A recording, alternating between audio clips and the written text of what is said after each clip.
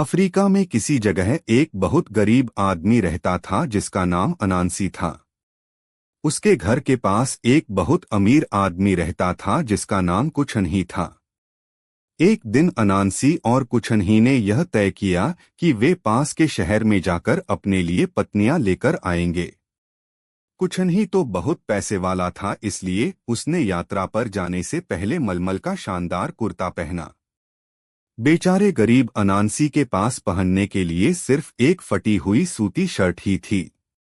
बीच रास्ते में अनांसी ने कुछनही से उसका कुर्ता मांगा और कहा कि वह शहर पहुंचने से पहले उसे वापस कर देगा। लेकिन शहर पहुंचने के बाद भी उसने किसी न किसी बहाने से कुछनही को उसका कुर्ता वापस नहीं किया। अनांसी से दोस्ती के नाते कुछनही ने अपना कुर्ता मांगना बंद कर दिया और वह अनांसी की फटी शर्ट पहने रहा। अनांसी ने तो मलमल का शानदार कुर्ता पहना हुआ था, इसलिए उसे अपने लिए पत्नियां ढूंढने में कोई दिक्कत नहीं हुई। उसने बहुत सारी पत्नियां प्राप्त कर लीं। दूसरी ओर कुछनही की ओर किसी ने देखा भी नहीं और उसकी बहुत बेइज्जती की।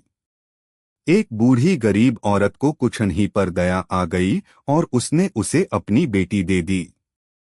अनांसी की पत्नियों ने कुछनही की पत्नी का बहुत मजाक उड़ाया क्योंकि उन्हें कुछनही बहुत गरीब जान पड़ रहा था। कुछनही की बुद्धिमान पत्नी ने उनकी बातों पर ध्यान नहीं दिया। सभी लोग अपने अपने घर को चल दिए। जब वे अपने शहर पहुंचे तो दोनों की पत्नियों को बहुत आश्चर्य हुआ। अनांसी के घर को जाने वाला रास्ता तो ऊबड़-खाबड़ था और कुछनही के महल जैसे घर का रास्ता पक्का था। कुछनही के नौकरों ने उस पर जानवरों की खालें और कालीन बिछाए हुए थे। नौकर स्वयं अपनी पत्नियों के साथ अच्छे कपड़े पहनकर स्वागत के लिए खड़े थे। अनांसी के लिए कोई इंतजार नहीं कर रहा था। कुछनही की पत्नी पूरे शहर की रानी की तरह रहती थी और जो चाहे खरीद सकती थी। अनांसी की पत्नियों को तो खाने के लाले पड़े हुए थे और वे नमक लगाकर कच्चे केले खाती थीं। कुछनही की पत्नी को जब अनांसी की पत्नियों की दुर्दशा के बारे में पता चला तो उसने उन्हें अपने महल में बुला लिया।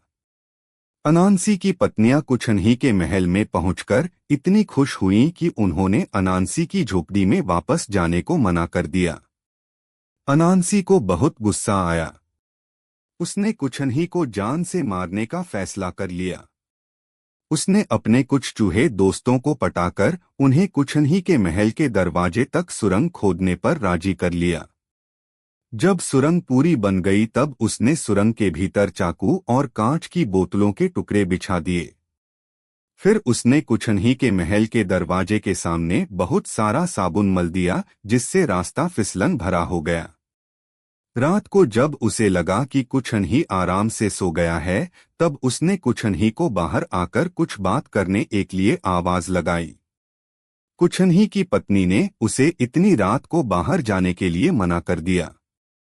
अनांसी ने बार बार कुछनही को पुकारा, लेकिन उसकी पत्नी उसे बाहर जाने से रोकती रही। लेकिन कुछनही ने अंततः उसकी बात को अनसुना कर दिया और अनांसी से बात करने के लिए बाहर आ गया। दहलीज पर पैर रखते ही वह फिसल गया और सीधे सुरंग में जा गिरा और घायल होकर मर गया।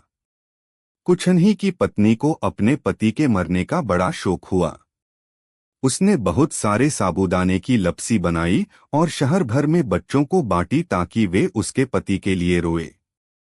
इसीलिए आज भी हम जब कभी बच्चों को रोते देखते हैं तो रोने का कारण पूछने पर यह जवाब मिलता है कि वे कुछनही के लिए रो रहे हैं।